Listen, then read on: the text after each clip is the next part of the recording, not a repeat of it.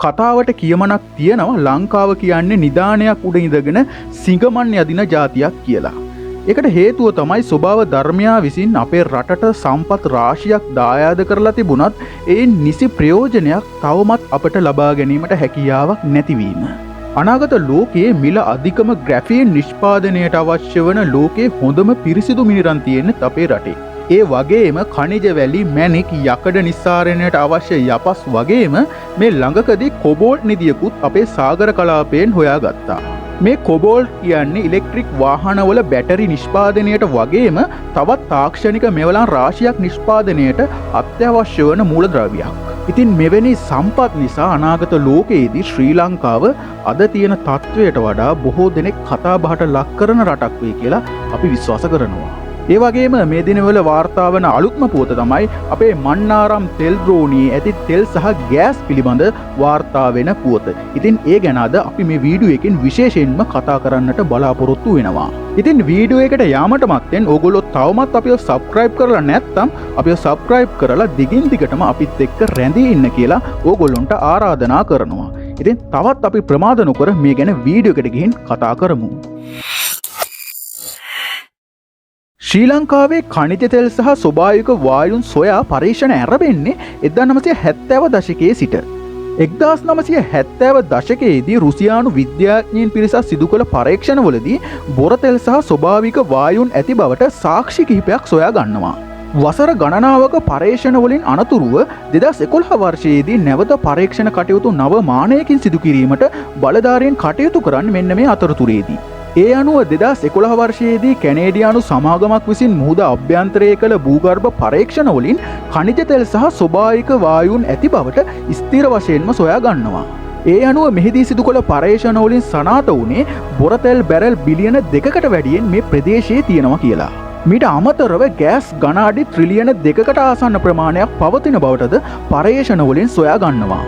මේ තෙල් නිදියේ ඇස්තමේන්තු වටිනාකම ගත්තහම එය ඩොලර් බිලියන 267කට වඩා වැඩි.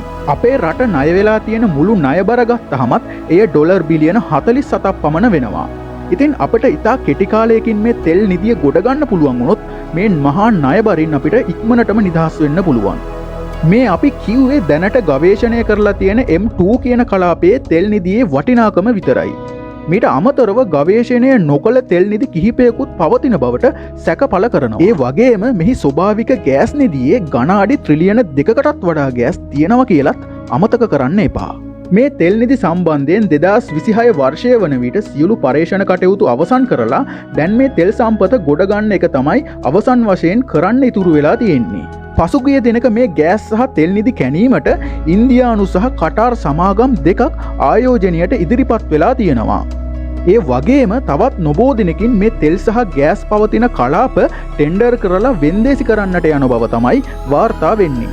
අපේ පාලකයන් මෙහි සැබෑ ප්‍රතිඵල අපේ රටට සහ අපේ ජනතාවට හිමි කරලා දෙන්නට බුද්ධිමත්ව කටයුතු කළ යුතුයි. එහෙම නැති වුණොතින් එහි ප්‍රතිලාභ බහුජාතික සමාගම් වලට හෝ වෙනත් රටකට ඇදී යන්න උනත් පුළුවන්. එයට හොඳම උදාහරණය තමයි ලෝකයේ වැඩිපුරම තෙල් පවතින වෙනසුලාවට සිදු වුණු දේ. ඇමරිකානු සමාගම් විසින් එහි තෙල් සම්පත අමුවේම හූරා කන තැනට අද පත් වෙලා තියෙනවා. අපේ කලාපයේ බලවතෙක් තමයි ඉන්දියාව කියලා කියන්නේ. ඉන්දියාවත් අපේ මේ තෙල් සහ ගෑස් නිදි ගැන ඇහැගහගෙන තමයි ඉන්නේ. ඒ නිසා අනාගතයේදී ඔවුන් සමග කරන ගනුදෙනු ඉතාමත් බුද්ධිමත්ව අපේ පාලකයන්ට සිදු කරන්නට සිදුවේවි. විශේෂයෙන්ම ගත්තහම ඔවුන් සමග කරන ගිවිසුම් යන ආදිය ගැන අපිට අනාගතයේදී තවදුරටත් දෙවරක් සිතලා බලන්නට සිද්ධ වෙනවා.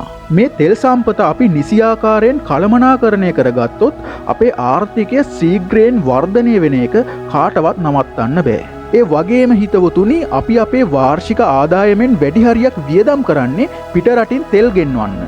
මේසා විශාල මුදලක් රට තුළම ඉතුරු වෙනවා කියන්නේ අපිට ඒ මුදලින් අපේ රටේ තවත් සංවර්ධන ව්‍යාපෘති රාශියක් කරගෙන යන්න පුළුවන්. මීට අමතරව හිතවතුනි වාර්ෂික අයවැයහිගේ නැති කර ගැනීමටත් ලංකාවේ අපි තෙල් වලට ගෙවන අධික මුදල තවදුරටත් අපිට ගෙවන්නට සිදු වෙන එකක් නෑ.